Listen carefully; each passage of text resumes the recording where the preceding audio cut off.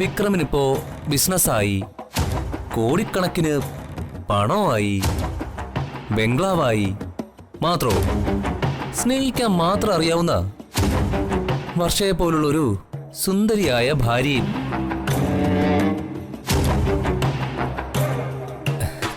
സ്നേഹത്തോടെ ശാസിക്കാനും ഉപദേശിക്കാനും ഒരച്ഛമ്മയും മറ്റു ബന്ധുക്കളും.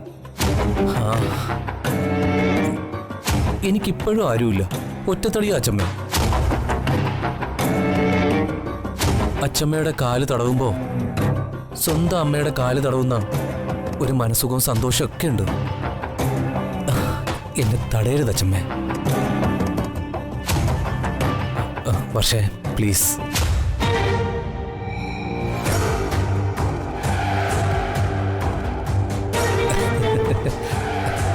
നീ ഇങ്ങനെ ഉത്തരവാദിത്വമില്ലാതെ കറങ്ങി തിരിഞ്ഞ് നടക്കല്ലേ മോനെ, ഒരു കല്യാണമൊക്കെ കഴിക്കേ.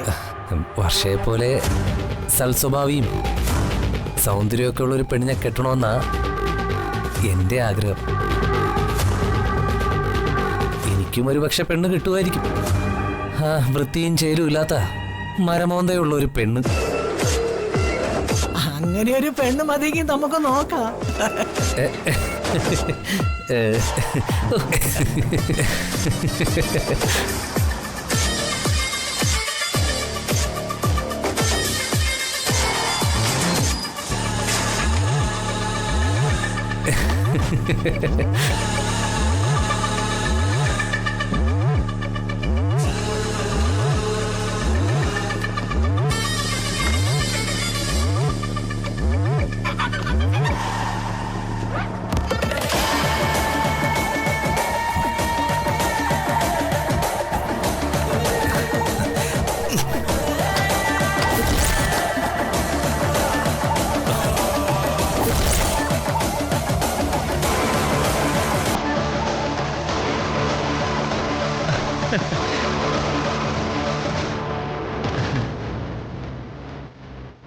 അല്ല, ഇതാരും നിരഞ്ജനോ? നിരഞ്ജനപ്പോ വന്നു? ഞാൻ വന്ന് കയറിയതേ ഉള്ളൂ. അച്ഛമ്മയുടെയും വർഷയുടെയും തമാശ കേട്ട് ചിരിച്ചു പോയതാ.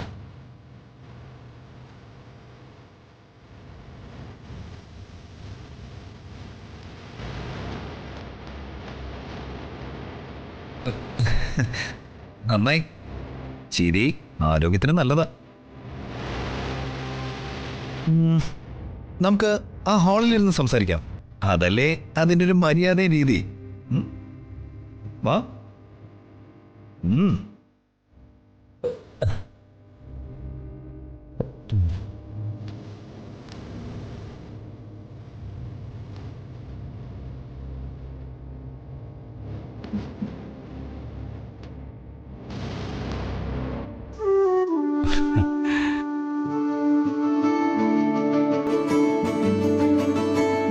എല്ലാം നന്നായിരുന്നു. അമ്മ വന്നില്ലായിരുന്നെങ്കിൽ അതൊരു നഷ്ടമായി പോയനെ. അമ്മയിന്ന് വരുമെന്ന് ഞാൻ തീരെ പ്രതീക്ഷിച്ചില്ല. മോനെ, മക്കളെന്ന് പറയുന്നത് അമ്മമാർക്ക് അങ്ങനെയാ. ഒരു പ്രായം കഴിയുമ്പോ നിങ്ങളെ ആട്ടിയുറക്കിയ ഊഞ്ഞാല് മുറിന്ന് അഴിച്ചു മാറ്റില്ലേ, അത് മുറിന്ന് മാറ്റുന്നതേ ഉള്ളൂ. അത് അമ്മയുടെ മനസ്സിൽ നിന്നും അഴിച്ചു മാറ്റുന്നില്ല.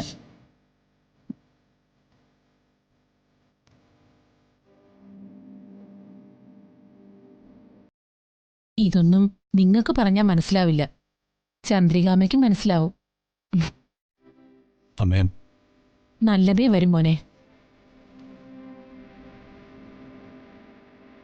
മോളെ, നിന്നെ എനിക്ക് ആ വീട്ടിൽ നിർത്താൻ പറ്റിയില്ല.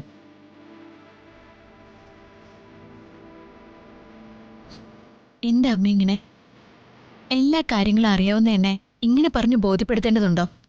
മോളെ, എന്റെ മോനിപ്പോ ജോലിയോ പണമോ ഒന്നുമില്ല.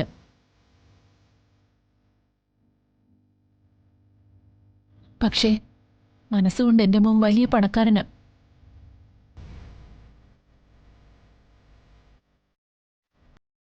മുത്തശ്ശി വിഷമിക്കല്ലേ മുത്തശ്ശി.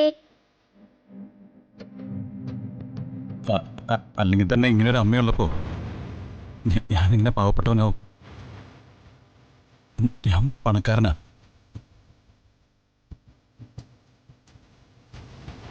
എന്നാ ഞാൻ ഇറങ്ങട്ടെ മോനെ.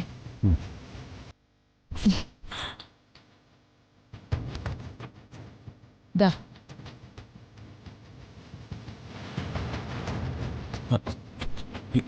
ഇതെന്തിനമ്മേ? ഇതിരിക്കട്ടെടാ, വീട്ടിലാവശ്യമുള്ള സാധനങ്ങളൊക്കെ വാങ്ങാമല്ലോ. വേണ്ടമ്മേ, പണമൊക്കെ എൻ്റെ കയ്യിലുണ്ട്. മോനെ വേണ്ടാന്ന് പറയരുത്. അമ്മ സന്തോഷത്തോടെ തരുന്നതല്ലേ. ഇതുമായിട്ട് മടങ്ങിപ്പോയാൽ അമ്മയ്ക്ക് സങ്കടമാവും. അമ്മേ, ഞാനത് വാങ്ങിയതായിട്ട് കരുതി അമ്മ പൊക്കോ. വേറൊന്നും കൊണ്ടല്ല, എൻ്റെ അധ്വാനം കൊണ്ട് കുറച്ചു നാൾ ഞാനൊന്ന് ജീവിക്കട്ടെ.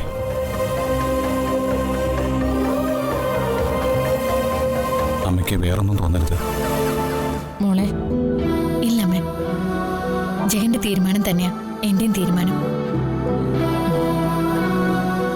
എന്നാ ശരി, മറ്റെന്ത് കാര്യമുണ്ടെങ്കിലും അമ്മ വിളിച്ചറിയിക്കാൻ മടിക്കരുത്. എന്നാ ഞാൻ ഇറങ്ങട്ടെ.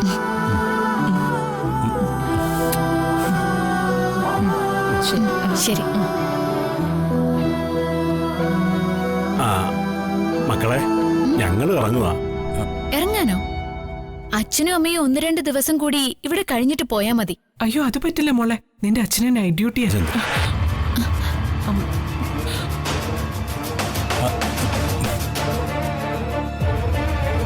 നൈറ്റ് ഡ്യൂട്ടിയോ? എന്ത് ഡ്യൂട്ടി? അത് മോളെ, പിന്നെ ഒരു കൂട്ടുകാരൻ്റെ കാർ ഒന്ന് നന്നാക്കണമായിരുന്നു. അതിന് രാത്രി ചെല്ലാമെന്ന് പറഞ്ഞിരിക്കുക. അതാ. അതെ അതെ, അതിന് പോയേ പറ്റൂ.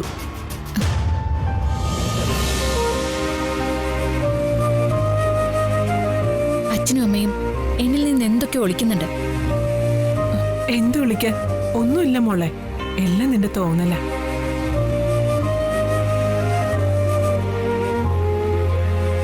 ദേ, ഇന്ന് ഇവിടുത്തെ അടുക്കളയിൽ പാകം ചെയ്യുന്ന ഭക്ഷണം തന്നെ കഴിക്കണമെന്നാ. എന്നാ അതിനുള്ള കാര്യങ്ങളൊക്കെ മോള് നോക്ക്. വരട്ടെ മോനെ. ദീ മോളെ, പോകാം.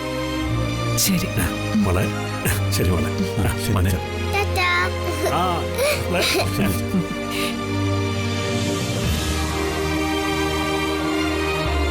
ജഗ,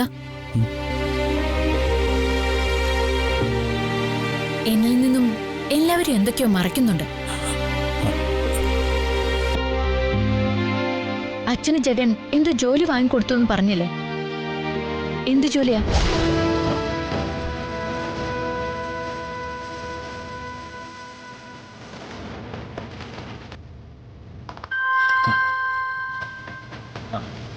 ഹലോ. ആ, വീട്ടിൽ കയറി. ആഹാ, ഓരോന്നും സെറ്റായിട്ട് വരണതേ ഉള്ളൂ. ആ, ഇല്ല, അതൊക്കെ വാങ്ങി. ആ,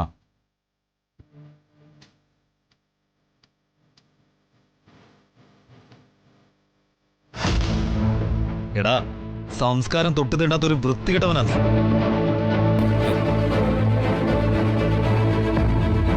ഒരു വീട്ടിൽ വന്നാ പാലിക്കേണ്ട സാമാന്യ മര്യാദ പോലും ഇല്ലാത്തവൻ. സാമാന്യ മര്യാദയോ? അങ്ങനെ ഒരു സാധനം ഉണ്ടോ? അത് നിനക്കറിയില്ല. അതറിയണമെങ്കിലേ നല്ല തന്തയ്ക്ക് പിറക്കണമായിരിക്കും അല്ലേ? അല്ല, ഈ പറയുന്ന നിനക്കും അങ്ങനെ ഒരു പിറവിയല്ലല്ലോ. ആ, എനിക്കാണെങ്കിൽ തന്തയാര് തള്ളയാരെന്ന് കൂടി അറിയില്ല.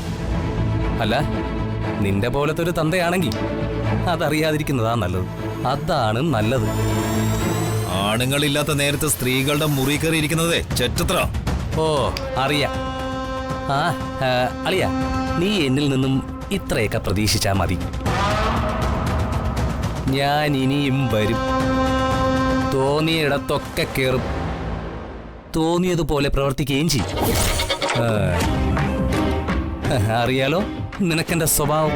നിനക്ക് വേണ്ടത് പണമല്ലേ? ആ, അതിന്റെ പേരും പറഞ്ഞ് ഇവിടെ കയറി വന്നെ ശല്യപ്പെടുത്തരുത്. ഞാൻ ഉദ്ദേശിച്ച പണം എനിക്ക് കിട്ടുന്നത് വരെ ഇതുപോലെയൊക്കെ എന്റെ വരവുണ്ടാവും. ശല്യപ്പെടുത്തലൊക്കെ ഇനിയും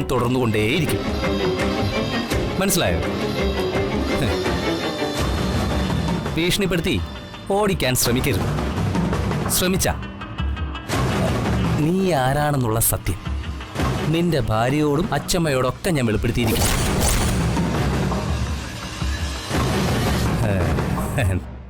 നിന്റെ യഥാർത്ഥ മുഖം അവര് കാണും.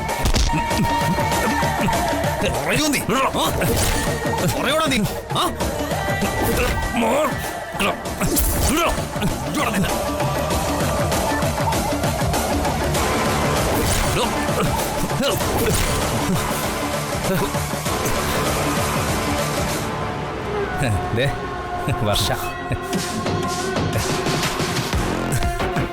മതി, വാ കഴിക്കാം. ഞങ്ങൾ ഈ പഴയ കാര്യങ്ങളൊക്കെ സംസാരിക്കുമായിരുന്നു. എപ്പ വന്നാലും പഴയ കാര്യങ്ങൾ പറയുന്നു പറച്ചില്. എനിക്ക് സംശയം തോന്നുന്നുണ്ടേ.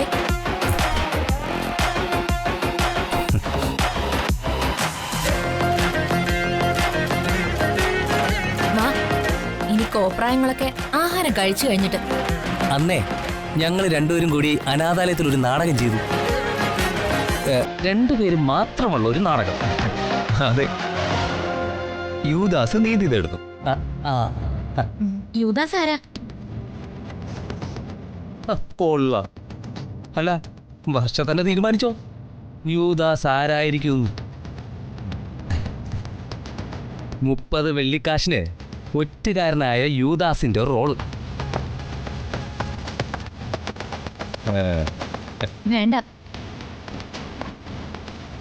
ഇനി ഒരു നാടകത്തിന്റെ കഥ കൂടി കേൾക്കാൻ എനിക്ക് വയ്യ. ഓ, ഈ വർഷയുടെ ഒരു കാര്യം പാടാ മച്ചു. അന്ന വിചാരം മുന്ന വിചാരം. പാടാ മച്ചു.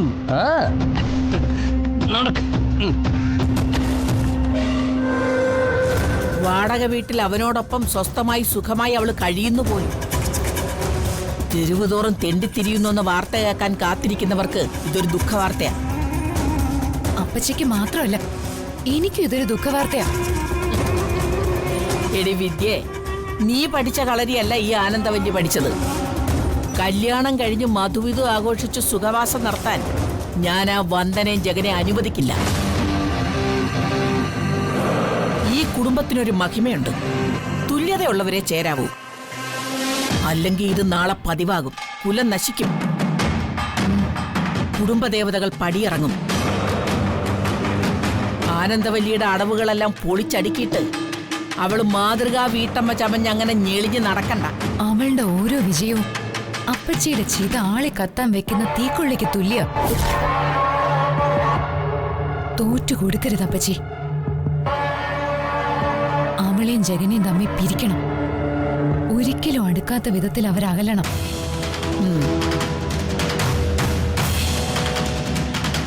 ഇപ്പൊ താമസിക്കുന്ന സ്ഥലത്ത് നിന്ന് വന്ദനയെ ചൂലെടുത്ത് നാട്ടുകാരെ കൊണ്ട് അടിച്ചോടിപ്പിച്ചിരിക്കണം. പിന്നെ ഏത് അഗ്നിപരീക്ഷണം നടത്തി വന്നാലും അവളെ ജഗൻ സ്വീകരിക്കാത്ത തരത്തിലാക്കും ഞാൻ. ഐഡിയ കൊള്ളാപ്പച്ചി. നാട്ടുകാര് മാനത്തിന് വില പറഞ്ഞു തുടങ്ങിയ പിന്നെ അവൾക്ക് മാന്യമായ തൊഴിൽ ചെയ്ത് ജീവിക്കാൻ പറ്റില്ല. മാനം നഷ്ടപ്പെട്ട് ജീവിക്കാൻ അഭിമാനിയായ മാധവനും ചന്ദ്രയും തയ്യാറാവില്ല. അതോടെ ആ കുടുംബം ഒറ്റ ചിതയിൽ എരിഞ്ഞടങ്ങും.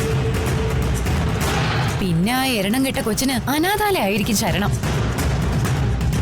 പക്ഷെ അവളെ നാട്ടുകാരെ കൊണ്ട് കല്ലെറിഞ്ഞ് ഓടിപ്പിക്കാൻ എന്താ ഒരു മാർഗം? ഒരു ബ്രഹ്മാസ്ത്രം ഉണ്ടേ ആനന്ദവല്ലിയുടെ ആവനാഴിയില്.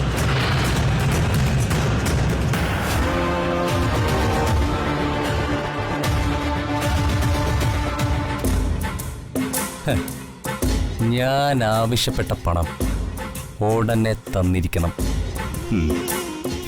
ഇല്ലെങ്കിൽ നിന്റെ അടിത്തറ ഞാൻ ഇളക്കും. നീ ഉണ്ടാക്കി വെച്ച കൊട്ടാരത്തിന്റെ തൂണുകൾ ഓരോന്നോരോന്നായി ഇളകി ഇളകി വീഴും. ഒടുവിൽ പിറക്കാനിരിക്കുന്ന നിന്റെ കുഞ്ഞടക്കം ആ തകർന്നടിഞ്ഞു വീണ ആ മേൽക്കൂരയ്ക്കടിയിൽ പെട്ടു. നിർത്തോ. നിനക്ക് നീ ജയിലിൽ പോയതൊരാളെ വിക്രത്തിനല്ലേ അറിയൂ. അത് കഴിഞ്ഞ് നാട്ടിൽ പലതും സംഭവിച്ചു. എന്ത് സംഭവിച്ചു? നീ സ്വപ്നം കാണാത്ത പലതും. ഓ, കോരിച്ചൊരിയുന്ന മഴ, ഉരുൾപൊട്ടൽ, പ്രളയം, നാടിതുവരെ കാണാത്ത കോവിഡ് മാരി.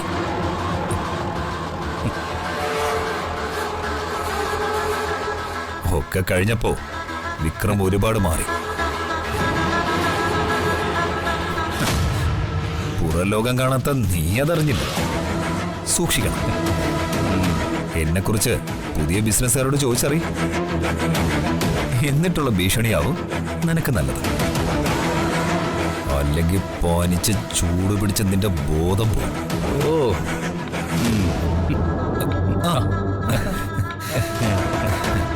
ഇത്രയും നേരം സമയം പോയത് അറിഞ്ഞില്ല. മോനെ കുറച്ചു ദിവസം ഇവിടെ നിന്നിട്ട് പോയാ പോരെ?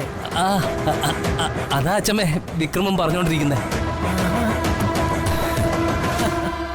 ഇവൻ എന്നെ പിരിയാൻ വയ്യ പോലും. പക്ഷേ എനിക്ക് പോയിട്ട് കുറച്ച് അത്യാവശ്യമുണ്ട് അച്ഛമ്മേ. ഫുഡൊക്കെ ഇഷ്ടായോ? അതെന്ത് ചോദ്യാ വർഷേ? വർഷയുടെ പാചകം സൂപ്പർ. വർഷയുടെ പാചക കൈപുണ്യം രുചിക്കാൻ ഞാൻ ഇനിയും വരും. പിന്നെ ഈ കോവിഡും പേമാരിയും മലയിടിച്ചിലൊക്കെ വന്നപ്പോ നല്ല ഫുഡ് കിട്ടിയില്ലായിരുന്നു.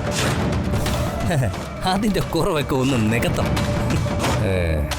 അതിനെന്താ, നീ വാ. നിനക്കുള്ള ഊണ് ഞാൻ തയ്യാറാക്കി വച്ചിരിക്കാം. മതി. എന്നാ ഞാൻ ഇറങ്ങട്ടെ അച്ഛമ്മേ. ശരി മോനെ, വർഷം.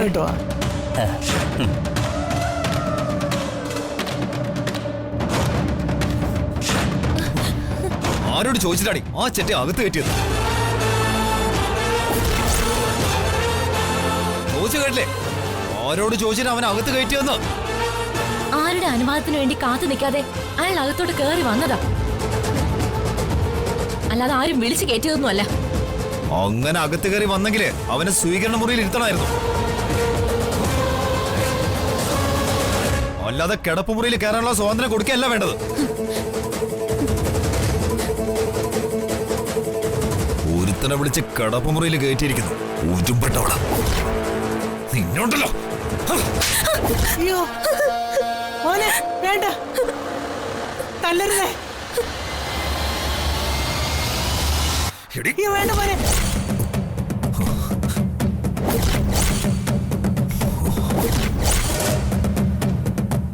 മോനെ, നീ എന്തായി കാണിച്ചേ?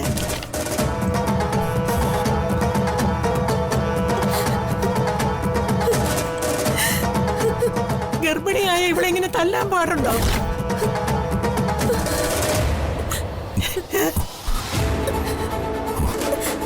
ഇത്രയ്ക്കും ക്രൂരനാണോ നീ?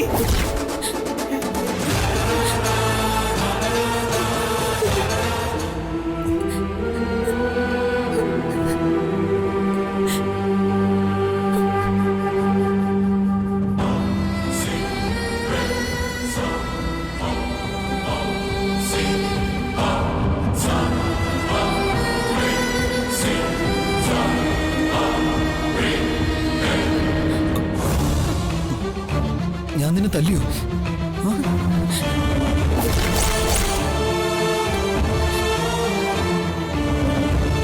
ഒരുപാട് തല്ലിയോ?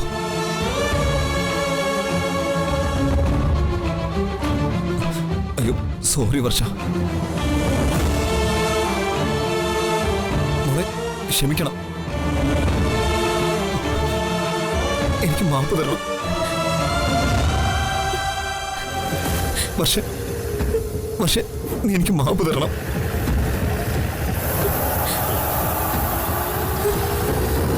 സോറി സോറി മോളെ. എന്താ ഇത്? മോളെ ഞാൻ നിന്നെ സോറി.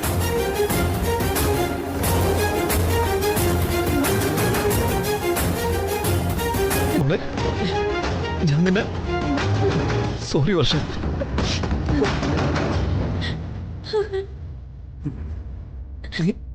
എന്റെ കുഞ്ഞിനെ ചുമക്കുന്നവളാ. നിന്നെ ഞാൻ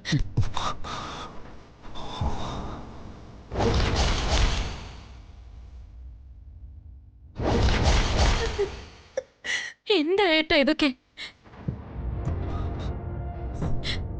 ഏട്ടൻ എന്നെ തല്ലാനുള്ള അധികാരമൊക്കെ ഉണ്ടല്ലോ. പിന്നെ എന്തിനാ എന്നോട് മാപ്പ് പറയുന്നേ?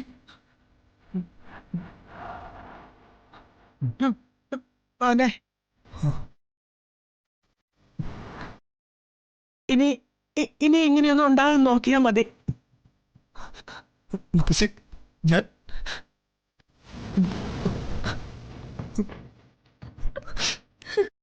എന്നോട് ക്ഷമിക്കും മുത്തശ്ശി. ഞാൻ എൻ്റെ മോളെ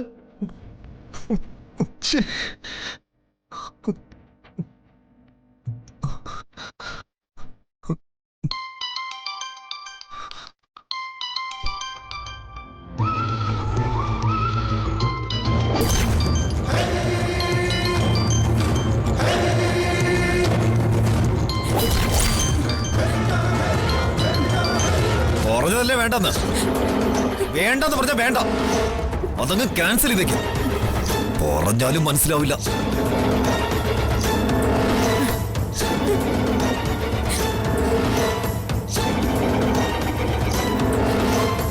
മോളെ, എന്തൊക്കെയാ ഇവിടെ നടക്കുന്നത്? അച്ഛമ്മയ്ക്ക് പേടിയാവുന്നല്ലോ.